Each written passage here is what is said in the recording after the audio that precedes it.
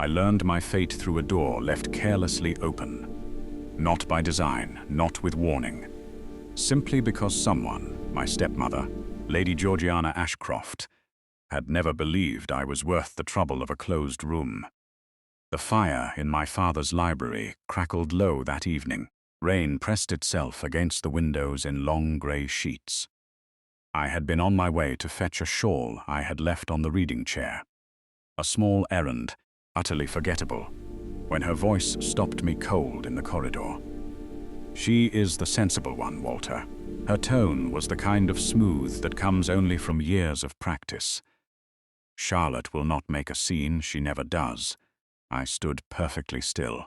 My hand hovered near the door. Something in the way she said my name. Not with warmth, not even with cruelty, but with the flat, practical weight of a woman discussing which piece of furniture to move, made the floor feel uncertain beneath my feet. "Charlotte is my daughter," my father said. The words arrived quietly, and they left just as quietly. He did not press them. "And Beatrice is my daughter." Lady Georgiana paused. "They cannot both survive this season unscathed. You know what Lord Benedict will do if there is no arrangement. He will speak. The entire business with Beatrice will come out, and she will be finished. Everything we have built, gone." Silence. "Charlotte is resilient," she continued. "The cottage at Ravenshire is perfectly adequate. She will go north.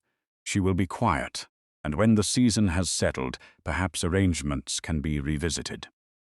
"Perhaps," my father murmured, to the fireplace, to the shadows, to no one in particular. I stood in that corridor for a long time after her footsteps faded. I had always known I occupied a lesser place in this household. I had always understood that Beatrice, beautiful, sparkling, endlessly adored Beatrice, was the daughter who mattered. But knowing a thing and hearing it spoken aloud with such easy certainty are two entirely different wounds. My stepmother had not even troubled herself to lower her voice. 3 days later, a trunk was packed, a carriage was ordered, and Charlotte Ashcroft, the sensible one, the quiet one, the one who never makes a scene, was sent away to be forgotten. She had no idea she was about to become impossible to forget. Greetings, noble viewers, and welcome to Forbidden Palace. I trust this day finds you well and in excellent spirits. As we journey toward the grand milestone of 1,000 subscribers, your support is humbly requested. If you find delight in tales of mystery, romance, and intrigue, be sure to subscribe, leave a like upon this video, and join our growing community. Before we continue, tell us in the comments, from which corner of the world do you watch, and what hour does the clock strike in your land at this very moment? Every subscription, every like, and every comment brings us one step closer to our goal, and for that we are truly grateful. Thank you for your support. Now, without further delay, let us return to our story. I was 17 when my mother died, and the house changed its face the very next morning. Not in any dramatic fashion. No one raised a voice. No furniture was moved. The garden still bloomed that spring with the same pale roses my mother had loved, but something beneath all of it shifted. Quietly, irreversibly, like the foundations of a house settling deeper into cold ground. My father, Sir Henry Ashcroft, was a good man. I believed that then. I believe it still, though I have learned that goodness, without courage to carry it, is a frail and limited thing. He loved me in the manner of men who love deeply but demonstrate it poorly, with glances, with small gifts left on windowsills, with a hand briefly pressed to the top of my head as he passed. He never said the words, he did not know how. Within 2 years, Lady Georgiana entered the household. She was handsome, assured, and entirely clear about her priorities. She brought with her a daughter, Beatrice, 4 years my junior, who had the sort of face that made rooms rearrange themselves, bright eyes the color of summer sky. a laugh that arrived without invitation and lingered pleasantly. Society adored Beatrice. My father found her charming. Even the servants softened around her. I did not resent Beatrice. That would have been too simple, and the truth was never simple. What I felt was something quieter and more persistent, the growing awareness that I had become invisible in a house I was born in. The responsibilities that were too tedious for Beatrice fell to me, the household accounts. The management of the linen cupboards, the correspondence with tenants. My father found tiresome. I managed all of it without complaint, because I had been raised to understand that usefulness was its own dignity. I was not miserable. I simply existed within very narrow walls, and I had grown accustomed to the shape of them. Then Lord Benedict Harcourt arrived at the Michaelmas ball, and those walls closed in entirely. Beatrice had danced with him twice before anyone noticed the particular way he looked at her. By the third dance, it was being whispered about. By the following Tuesday, Lady Georgiana was closeted with my father behind the library door, and I was standing in the corridor, overhearing the rest of my life being decided for me. When my father finally summoned me 2 mornings after I had heard them speak, he sat at his writing desk, with his hands folded and his eyes trained on a point somewhere above my left shoulder. "The arrangement is temporary," he said. "The cottage is in good order. You will have the housekeeper, Mrs. Potts, and enough of allowance to be comfortable." I looked at him for a long moment. "Is there something you wish to say to me?" I asked. "Only that I am sorry for the inconvenience." He reached for his quill.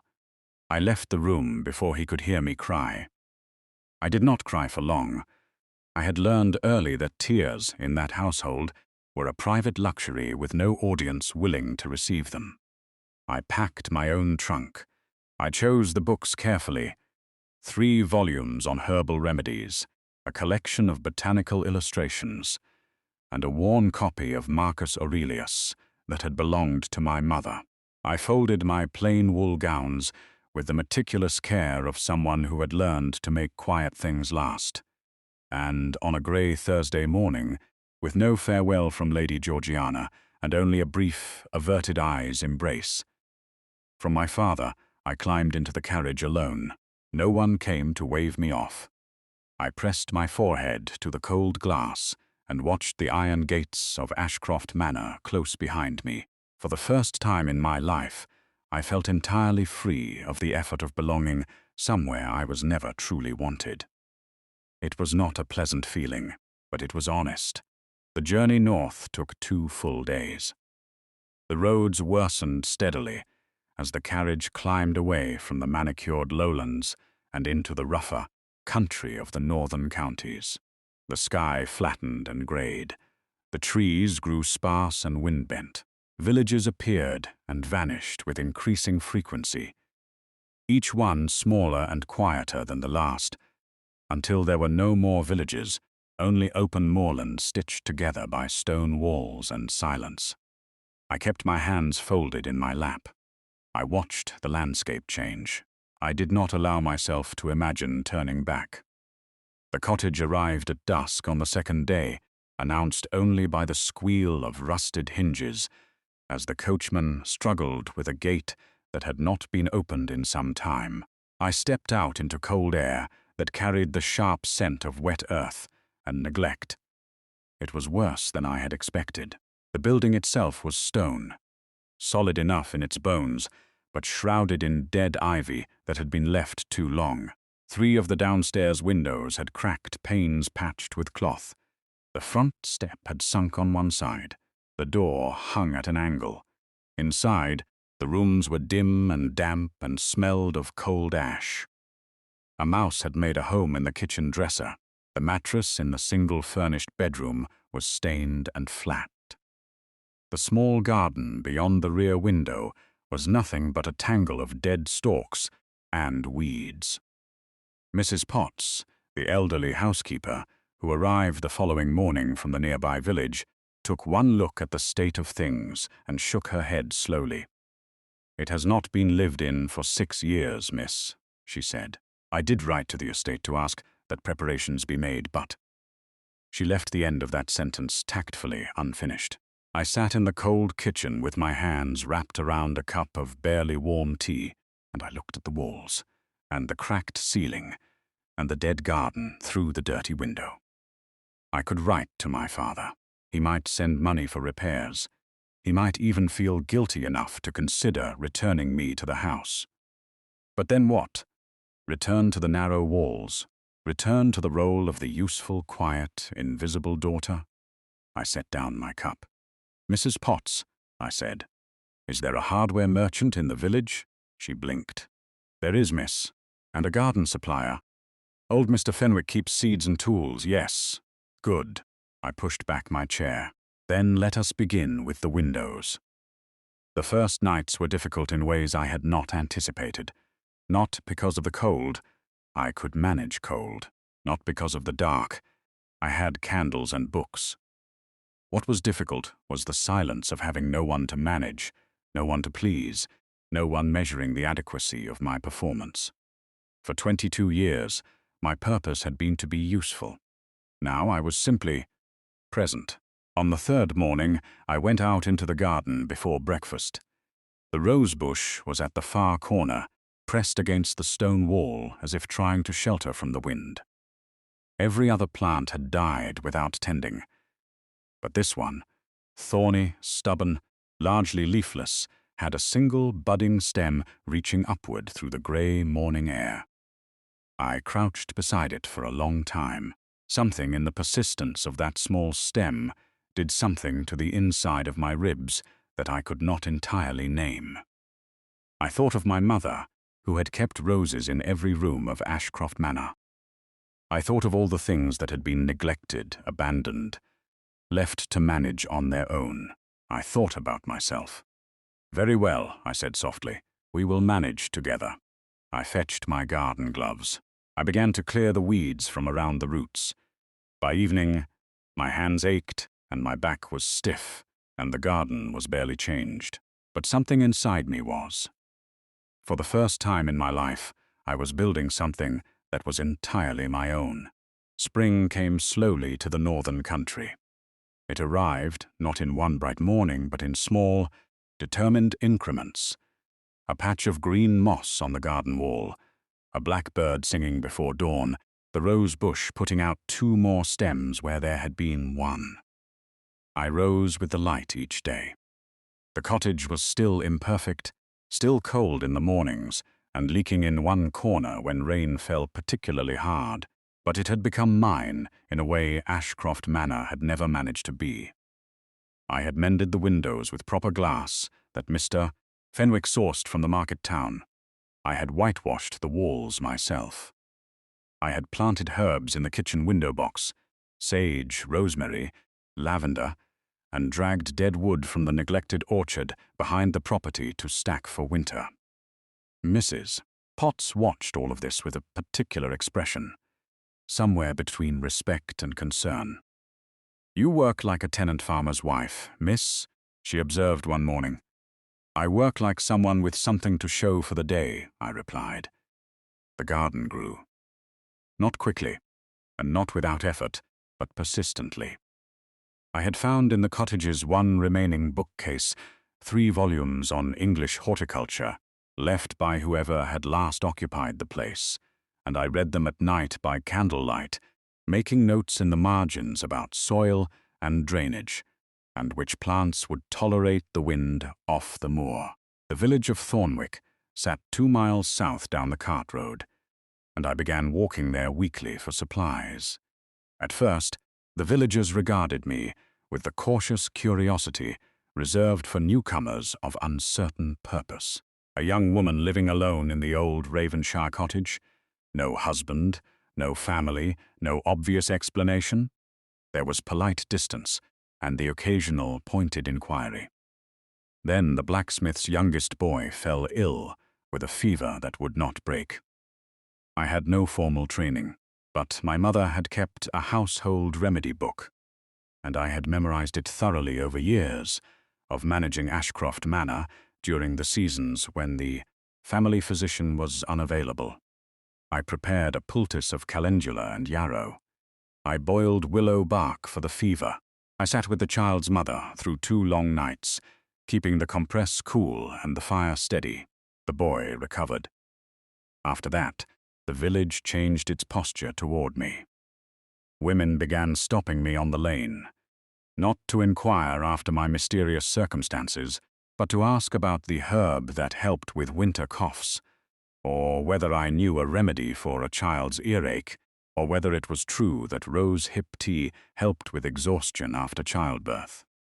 I answered every question carefully and honestly. "You are not what they expected," said Mary Holt, the miller's wife, one afternoon as we walked together toward the market square.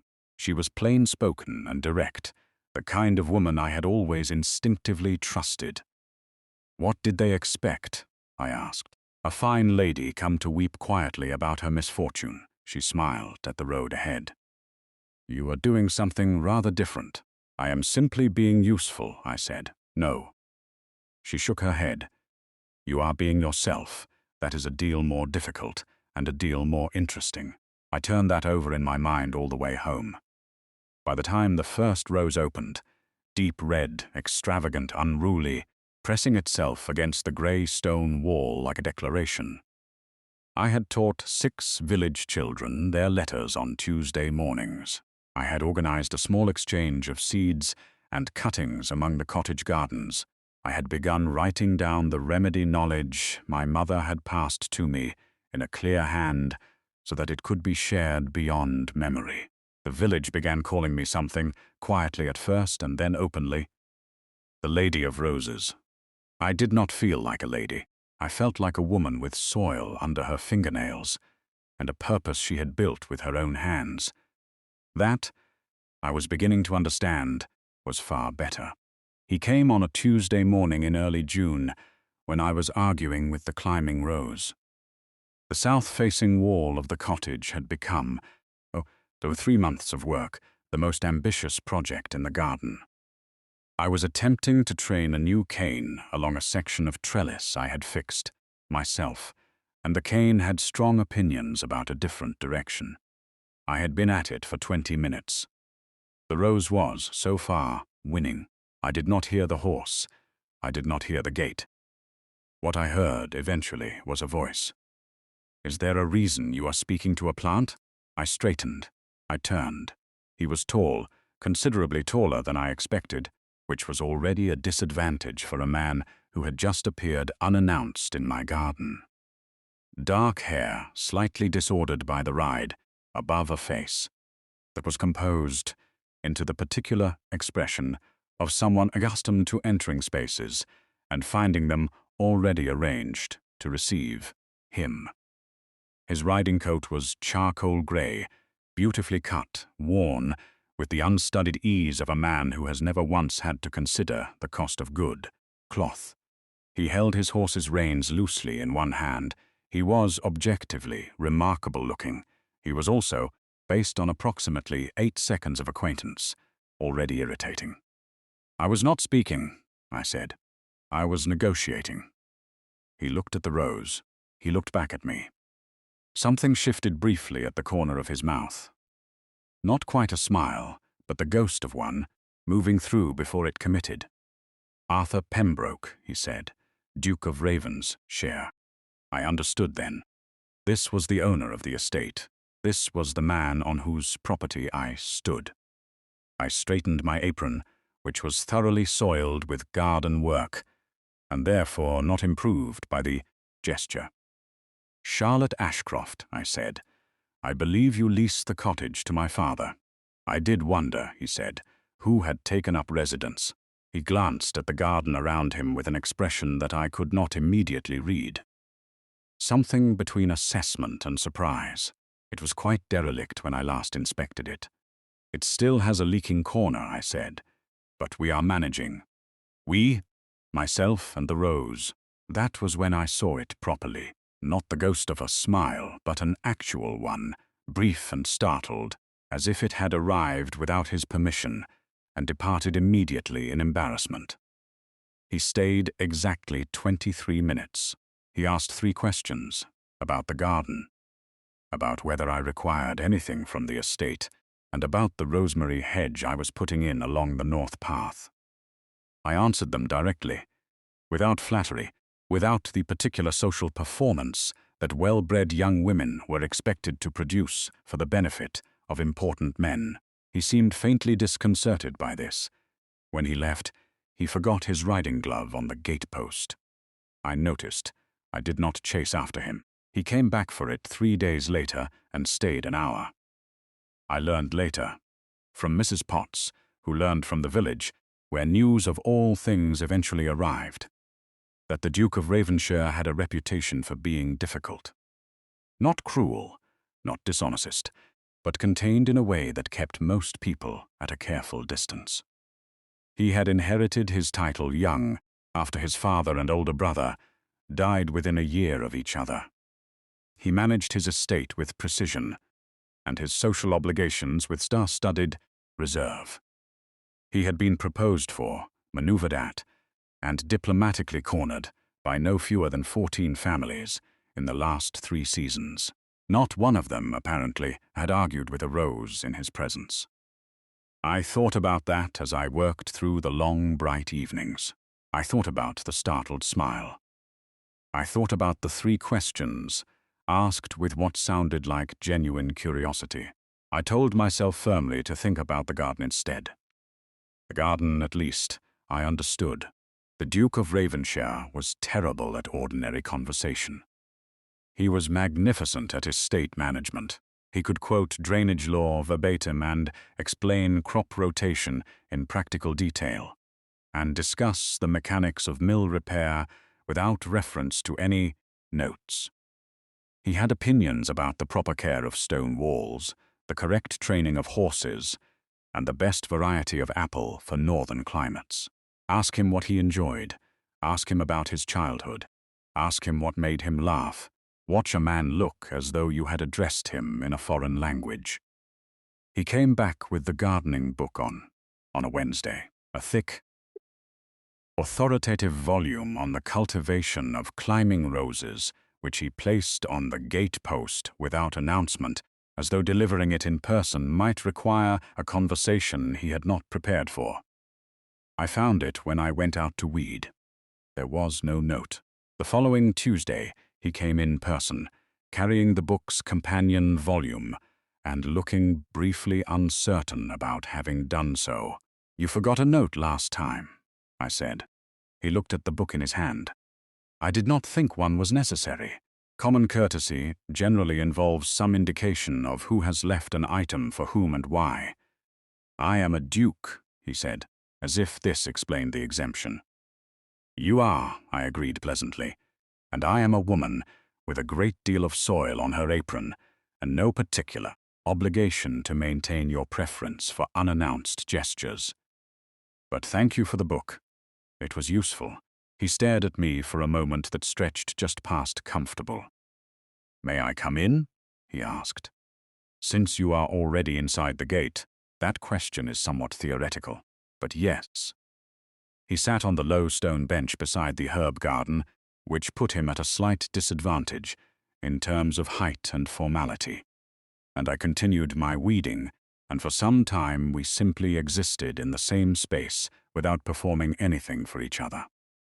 It was, I found, quite comfortable, not because there was nothing to say, but because the silence between us had a quality of ease that I had rarely encountered. After a while, he said, "How do you know which weeds to pull and which to leave?" "You look at what the plant is trying to do," I said. "If it is competing, remove it. If it is protecting, leave it." He thought about this. That is a surprisingly useful principle. Most garden principles translate fairly well to other things. He looked at me sideways. "Are you always like this?" "Like what?" "Saying more than you appear to be saying." I sat back on my heels and looked at him. He was watching me with those steady, dark eyes in a way that made the back of my neck warm, which I found both inconvenient and entirely unnecessary. "I am always exactly as I appear," I said. Most people simply expect less than I am. He was quiet for a moment. I do not expect less, he said. He said it simply, without decoration. The way a man says something that is true rather than something that is intended to impress. I turned back to my weeding. My face was behaving in a manner I was not prepared to examine. He returned the following week, and the week after that, he brought seeds once, a variety of sweet peas I had mentioned in passing, which he must have gone out of his way to source. He brought a tin of beeswax for the garden tools. He brought a loaf of bread from the estate kitchen that was, frankly, exceptional, and when I said so, he looked quietly pleased in the manner of a man unaccustomed to showing pleasure, and therefore showing it mostly in the area, around the eyes. He began to laugh more. Not the polished social laughter of ballrooms, but the reluctant, surprised kind, arriving as though he had not anticipated finding anything amusing and was slightly annoyed to discover he had. I began, against my better intentions, to look forward to Tuesdays. I told myself this was simply because variety improved the week. I was not, at that point, inclined to be honest with myself about Arthur Pembroke. The autumn fair at Thornwick was held on the last Saturday of September, and I had not intended to have anything particular to do with it. I had intended to bring a few bundles of dried herbs to the village exchange, collect some preserved goods in return, and be back at the cottage before the afternoon rain came in off the moor. A simple errand, unremarkable. But Mary Holt had other ideas. "You will set with us," she said, steering me firmly toward the row of trestle tables along the green. "The whole village wants to see what you have brought. They will not come to your table, mind. They are too proud for that. But they will walk past it several times and then appear to notice it by accident." "That seems like a great deal of effort," I said. "That is Thornwick," she said. "We are thorough about things we care about." I spread my bundles on the table and waited. She was right. They walked past. They walked past again. A woman with a baby on her hip slowed near the calendula bundles. An old man with a winter cough lingered near the time. A young mother with anxious eyes paused near the dried chamomile I had labeled with notes about infant sleeplessness. By midday, my table was empty, and 3 women had asked whether I held regular remedy mornings at the cottage. "You could," Mary said, watching me with that plain-spoken satisfaction of hers. "Every other Wednesday, perhaps. Bring what you know. Let them ask." I thought about it that evening. About what it would mean to build something here that was not temporary, something that served a purpose beyond my own survival. The kind of thing my mother had done in small ways, passing knowledge, tending others, being present in the full sense of the word. The remedy mornings began the following fortnight. Then, when I discovered that 3 of the children attending had never learned to read, the Tuesday letter lessons followed naturally. The cottage garden became a gathering point in a way I had not designed and could not entirely account for. Women came to talk while we worked alongside each other in the beds. Older men came to examine the new fruit tree varieties I was trialing. The village schoolmaster came once, dubiously, and left with several ideas he later admitted were useful. Arthur arrived one Tuesday to find 4 children lying on blankets in the garden, practicing their letters on slates while I corrected them, and simultaneously pruned the climbing rose. He stood at the gate for a long moment before I noticed him. "You could come in," I said. "Quietly. They are concentrating." He came in quietly. He sat beside the garden wall. He watched. Afterwards, when the children had packed their slates and chased each other down the lane, he remained. "You built all of this," he said. It was not quite a question. "We built it," I said. "I simply provided a location." He shook his head slowly. "That is not what I see." I looked at him carefully. There was something in his expression I had not seen before. Something that was not admiration exactly, which I would have dismissed, but more like recognition. As if he were seeing something that answered a question he had not known he was asking. "What do you see?" I asked. He was quiet for a moment.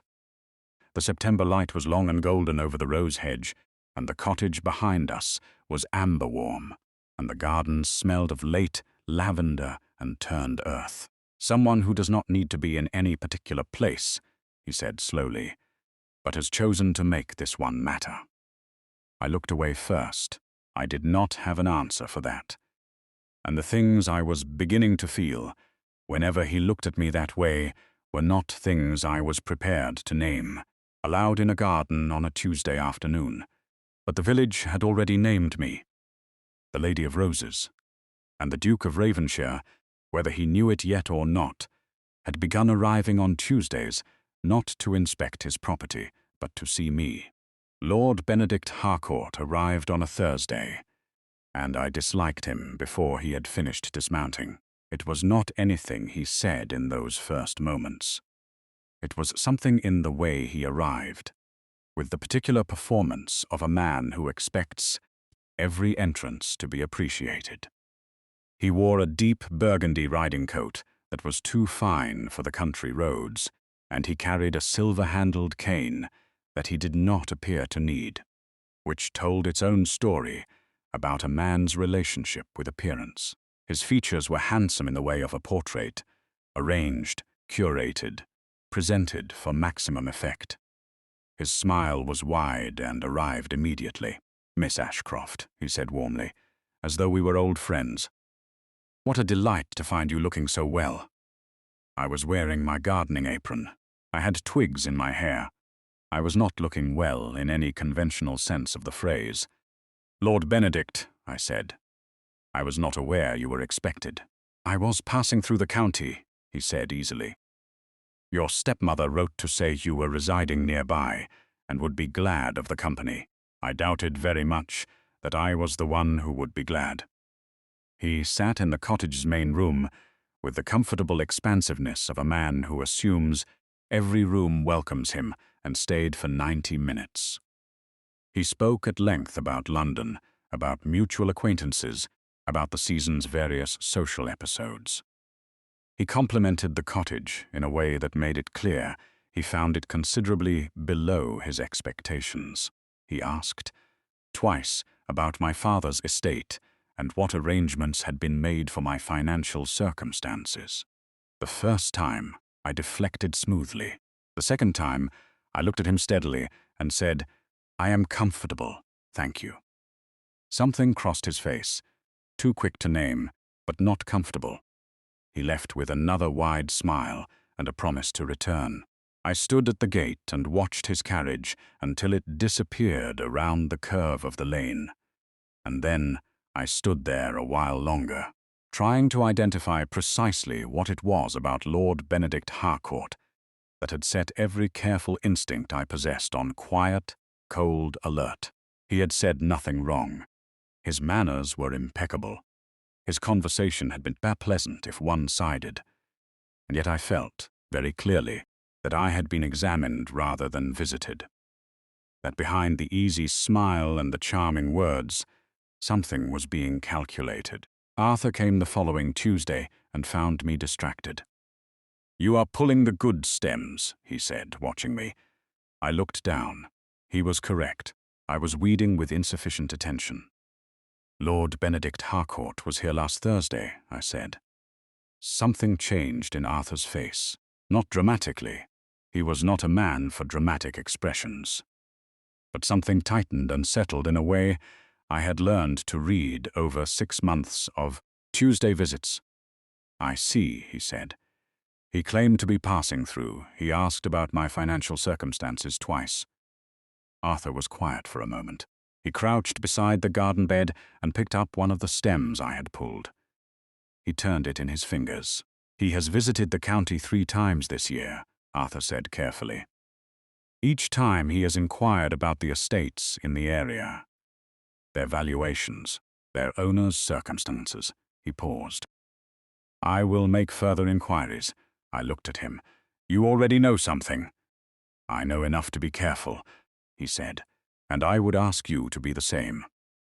He did not elaborate, but when he left that afternoon, the ease with which he usually carried himself was replaced by something more deliberate, something watchful. I did not sleep well that Thursday. When the letter arrived from Lady Georgiana the following morning, I understood why. Lady Georgiana's handwriting was always perfect. Even in the most cutting communications, she maintained an admirable penmanship. Each letter formed with precision, every line straight, every word chosen with the careful economy of a woman who had learned that the most effective damage was delivered without visible effort. The letter was brief. 2 short paragraphs. The first informed me that Lord Benedict Harcourt had expressed a formal interest in my hand, and that an arrangement was being discussed with my father. The second informed me that I was expected to return to Ashcroft Manor within the fortnight to receive him properly. I read it twice. Then I set it flat on the kitchen table and looked at it for a long time.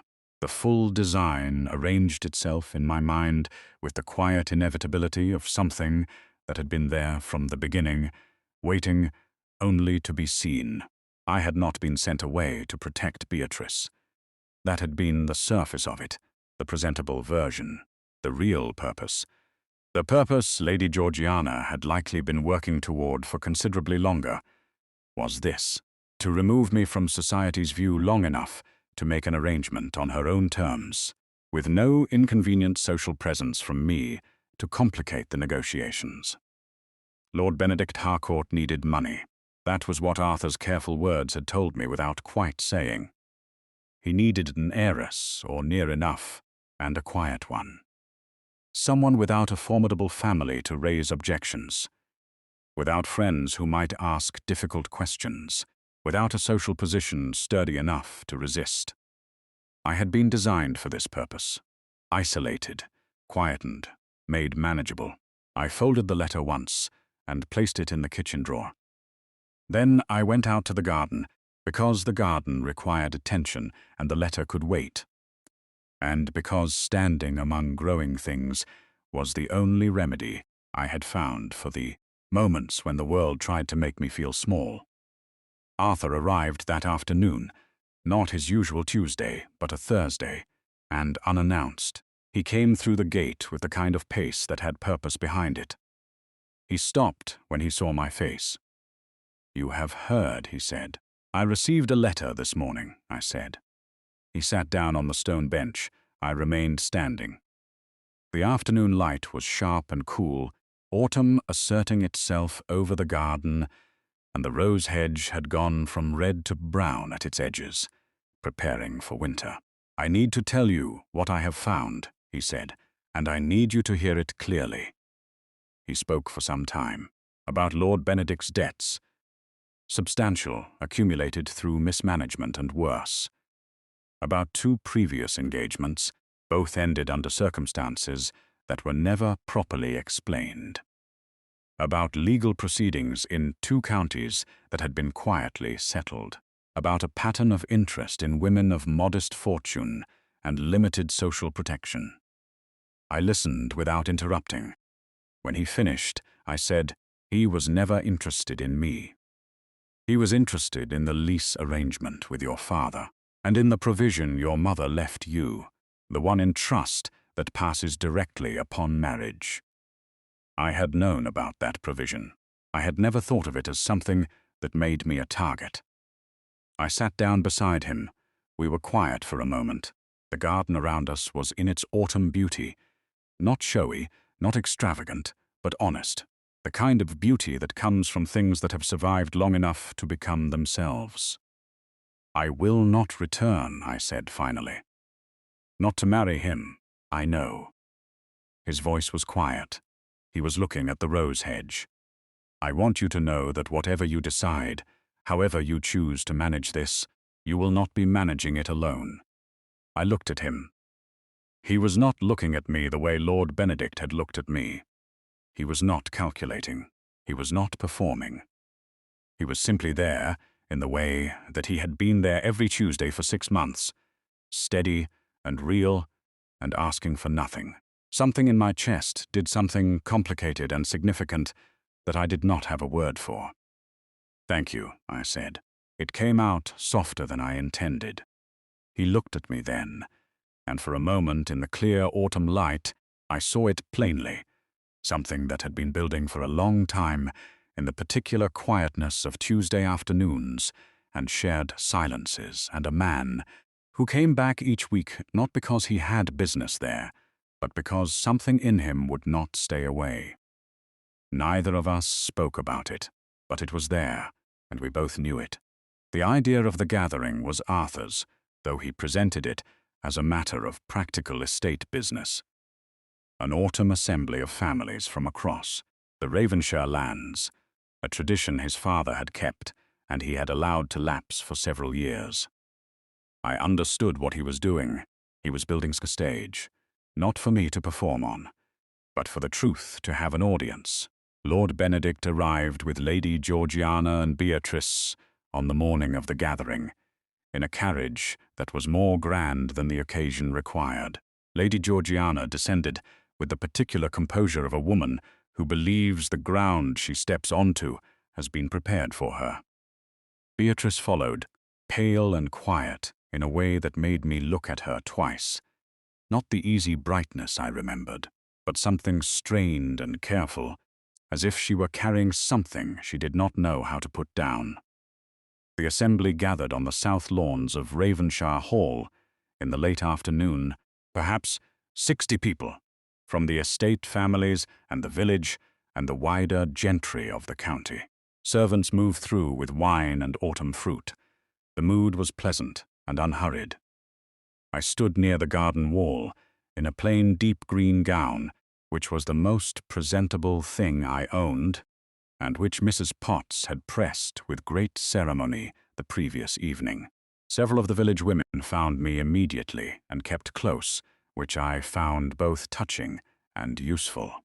Lord Benedict moved through the gathering with his wide smile and his silver cane, working the crowd with the practiced ease of a man who has spent years performing generosity he does not feel. He worked his way toward me steadily, the way a tide works toward shore, inevitable, and not particularly interested in what it finds when it arrives. He stopped before me with his most charming expression in place. "Miss Ashcroft," he said, "what a pleasure to find you here. I hope you received your stepmother's letter?" "I received it," I said. "Good. Then perhaps we might, Miss Ashcroft." Arthur's voice arrived from beside me, and Lord Benedict's smile did not vanish exactly, but something behind it shifted. Arthur stood at my shoulder with the quiet authority of a man entirely at home in his own grounds. He addressed the gathering rather than the small private theatre that Lord Benedict had been constructing. "Ladies and gentlemen," he said, not loudly, but with the kind of clarity that reached every corner of a lawn without effort, "I would like to share some information that is relevant to a matter of some local concern." What followed was methodical. He did not raise his voice. He did not perform outrage.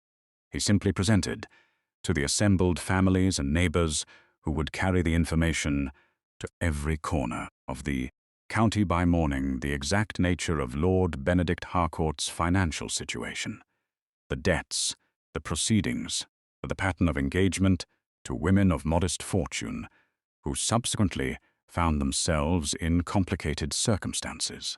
He produced letters, carefully obtained, clearly authenticated. Lord Benedict's expression went through several stages during this.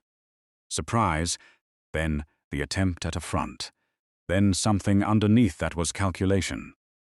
Trying to find the exit from the room. He found it. He attempted to speak. What happened next, nobody had planned for. Beatrice stepped forward. She was trembling slightly. I could see it from where I stood. But her voice, when she found it, was clear. "It is my fault," she said. "All of it." The gathering went very still. The scandal, the reason Charlotte was sent away, it was mine. I behaved foolishly with Lord Benedict the previous season, and when it became inconvenient, my mother decided Charlotte should disappear to manage the consequences. Her voice held steady, though her hands did not. Charlotte did nothing wrong. She has never done anything wrong. And I have known that for a year and said nothing because I was afraid of what it would cost me. She looked at me. Her eyes were bright. I am sorry, Charlotte. I am so deeply sorry. The silence held for a moment. Then Lady Georgiana began to speak, firmly, with the particular control that had served her so well for years. But this time, the room did not arrange itself to receive her. I looked at my stepmother, at my father, who had come with the party from Ashcroft Manor, and who was now standing very still at the edge of the lawn, looking at the ground with the expression of a man confronting something he had chosen not to see. I thought about what I wanted to say. I took a breath and I spoke.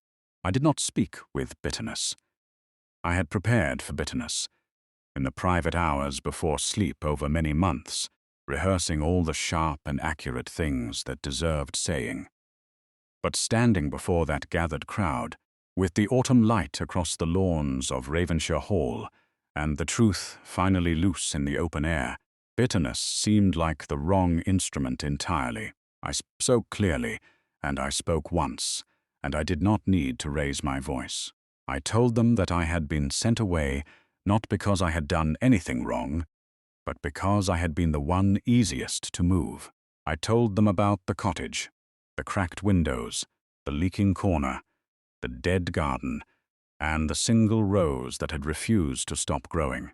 I told them about the village children learning their letters, about the women who came on Wednesday mornings, about the thing that had happened when someone who had spent her whole life being useful finally spent a season building something of her own. I was sent away to disappear, I said. I did not disappear. I am standing here, and the garden I built is blooming, and the children I taught can read. None of that required anyone's permission. None of that required anyone's belief in me. I paused. I am not angry. I was for a while. But I am mostly grateful for the thing I did not understand when the carriage took me north in the rain, that being released from a place that never truly valued you is not a punishment. It is a beginning. The lawn was very quiet. I saw Mary Holt near the back of the crowd with tears on her face, which she would absolutely deny later. I saw the children from Tuesday mornings pressed together near the garden wall, looking at me with expressions of solemn pride that very nearly undid my composure entirely. I saw my father. He was looking at me with something that had taken him too long to find. And we both knew it, and we would carry that knowledge differently for the rest of our lives. Then Arthur stepped forward. He moved to stand beside me, not in front of me, not in the protective way of a man inserting himself between a woman and the world, but beside me, as though the space next to me was simply where he had decided to be. He looked at the gathered crowd. I have known Miss Ashcroft for 6 months, he said. In that time, she has restored an abandoned cottage and garden, taught a dozen children their letters, established a remedy practice that has served this village's health through the autumn, and organized a seed exchange that 3 farms have told me improved their kitchen yields considerably. He paused. She has also argued with a climbing rose for the better part of June, and I will tell you honestly that I am not entirely certain which of them won. There was laughter, the genuine kind that moves through a crowd like relief. Arthur looked at me. Not the steady, assessed look I had grown accustomed to over 6 months of Tuesdays. Something else. Something that had been held carefully for a long time and had finally stopped being held. Charlotte, he said. Just my name. No title, no social address. Simply the word. Spoken in the way of someone who has said it privately many times before making it public. I came to inspect a neglected property in June and found a woman arguing with a garden. I have not found a reason to stop coming back since then, and I believe I have run out of pretexts for this continuing to be about the estate. There was the smile, the real one, the reluctant, startled one that arrived despite his best efforts. It arrived now and stayed, unhurried. I have no clever speech prepared. I have been attempting to compose one for approximately 3 months, and have written and discarded 4 versions. He took a breath. I'm simply asking whether you would do me the extraordinary privilege of becoming my wife. Not because you require anything from me, not because of any circumstance or obligation, but because Tuesday mornings have become the best part of my week, and I find that when I am not in your garden, I am thinking about being there, and I believe it is time I stopped pretending otherwise. The lawn was very quiet. I looked at him. This particular man, who had brought books and seeds and beeswax for the tools, who had laughed reluctantly in my garden and sat quietly on my stone bench, and never once asked me to be less than I was, who had investigated Lord Benedict's history without being asked, because he could not bear for me to be in danger, and did not know another way to show it, who had arranged this afternoon not to rescue me, but to make certain I had the space to speak for myself. I thought about the girl who had pressed her forehead to the cold carriage window and watched the gates of Ashcroft Manor close. I thought about the rose that had kept growing when everything around it had died. I thought about what it meant to be chosen by someone who had seen you clearly. Yes, I said, clearly, and certainly, and with the full and particular happiness of a woman making a choice entirely her own. The crowd responded. Mary Holt definitely cried, though she was extremely firm later about denying it. The village children created a sufficient amount of chaos. Lord Benedict was escorted quietly from the property by 2 of Arthur's most expressionless servants. Beatrice found me in the moment after, when the noise of the gathering was still warm around us. She stood close and looked at me with the direct honesty of someone who has finally put down something very heavy. I know I do not deserve your forgiveness, she said. No, I agreed, but I will give it anyway, not because it costs me nothing, but because carrying it costs more. I looked at her. What you did today took courage. That is a beginning, Beatrice. A real one. She nodded. She could not speak. That, I thought, was perhaps enough for now. My father came last of all. He stood before me with the awkward formality of a man who has lost the map to a relationship and is aware, too late, that he let it go carelessly. Charlotte, he said. I waited. I should have. He stopped, started again. You deserved, he stopped again. I felt very distinctly that I did not need him to find the words today. Some things take more than one attempt. Some repairs are long, slow work. I had learned enough about gardens to know that. I know, Father, I said. We have time. It was not forgiveness completed, but it was a door left open. That night, after the last carriages had gone, I walked back through the Ravenshire grounds to the cottage. The moon was high, and the garden was silver-grey, and the climbing rose was a dark shape against the pale wall. Arthur walked beside me. We did not speak for a while, the kind of silence we had always managed well. 4 attempts at a speech, I said eventually. They were all dreadful, he said. I have quite good vocabulary in agricultural contexts. Outside of those, I am apparently limited. I thought it was very good. You are being charitable. I am being accurate. I looked at the rose as we reached the gate. Tuesday mornings are the best part of my week too, for what it is worth. He took my hand. We stood in the garden in the moonlight, among the things I had built with my own hands from neglect and cold starts, and a single surviving rose, and the future arranged itself around us, not like a reward for suffering, but like a garden in good soil. Inevitable, and earned, and full of what comes next. It was, I thought, exactly the right kind of beginning. Lord Benedict Harcourt left the county within a fortnight and did not return. His reputation, which had survived on careful management for years, could not survive the clarity of public record. He was last heard of in correspondence from the continent, seeking fresh arrangements in circles less familiar with his history. Lady Georgiana lost what she had built with considerable efficiency. Without her husband's willing deference and society's quiet accommodation of her management, the influence she had cultivated for 15 years contracted quickly. She did not become poor, she became merely ordinary, a condition she had long considered beneath her, and which turned out to be entirely survivable. Sir Henry Ashcroft spent several years in the particular purgatory of a man confronting his own record. He wrote to me often. I replied carefully, honestly, and with increasing warmth as the years passed. It was slow work. It was real work. By the time he was old, it was something I would call, with reasonable accuracy, a relationship worth having. Beatrice's road was not easy. It rarely is for people beginning the honest work of becoming someone different than they have been. But she began, and she continued, and I watched her become, slowly, imperfectly, genuinely, someone I was glad to know. Arthur and I married in the April following the autumn gathering. The ceremony was small by the standards expected of a duke's wedding, which suited both of us entirely. Mary Holt was among the guests, and cried comprehensively and later described the entire event to every woman in Thornwick in close detail, which served as more than adequate celebration.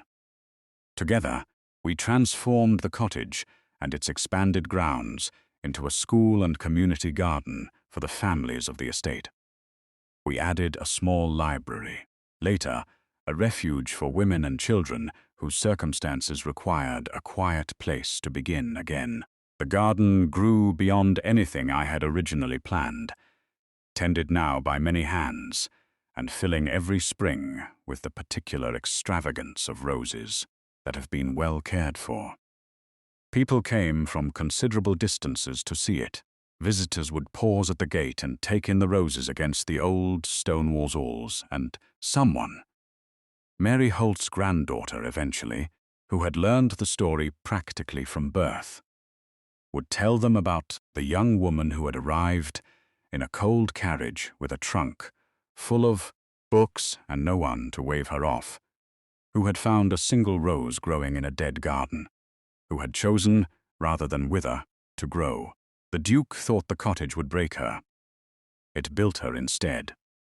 And she became the woman he could never forget because she had first become, fully, finally, irrevocably, herself. This story is more than a romance. It carries truths that apply to every life in every time. 1. Your worth is not determined by those who overlook you. Charlotte was cast aside by the very people who should have championed her, but their low opinion of her worth did not make it true. The moment she stopped trying to prove her value to people who had already decided not to see it, she began building something real. If you have been underestimated, dismissed, or made to feel like the one who can be spared, know this: someone else's blindness is not a mirror. 2. Growth comes from the most unexpected places.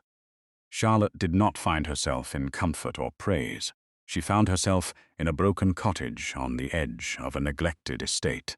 The circumstances meant to diminish her were the exact circumstances that revealed her. Difficulty does not only damage us, it also shows us what we are made of. 3. True character shows in what we build. When no one is watching, no one expected Charlotte to restore that garden. No one expected her to teach the children, or help the village women, or turn an act of exile into an act of community. She did not do those things to be seen. She did them because they were worth doing. That is the difference between performance and character. 4. Courage and gentleness are not opposites. Charlotte did not respond to cruelty with cruelty. She spoke the truth without bitterness. She forgave without pretending.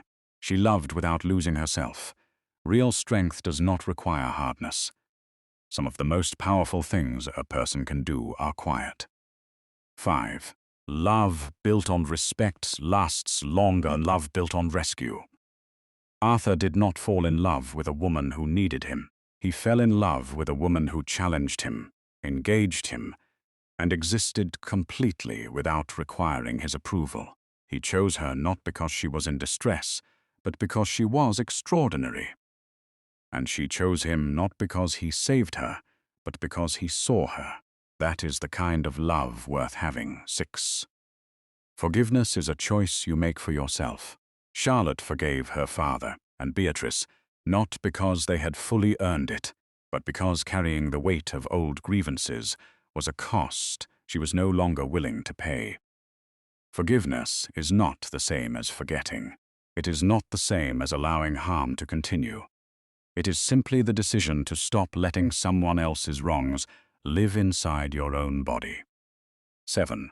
It is never too late to begin. The garden was dead when Charlotte arrived. The cottage was abandoned. The situation looked like an ending. It was, in fact, a beginning in disguise. Whatever you are facing today, whatever has been taken from you, withheld from you, or ended before you were ready, there is a single rose somewhere in the wreckage. Look for it. Start there.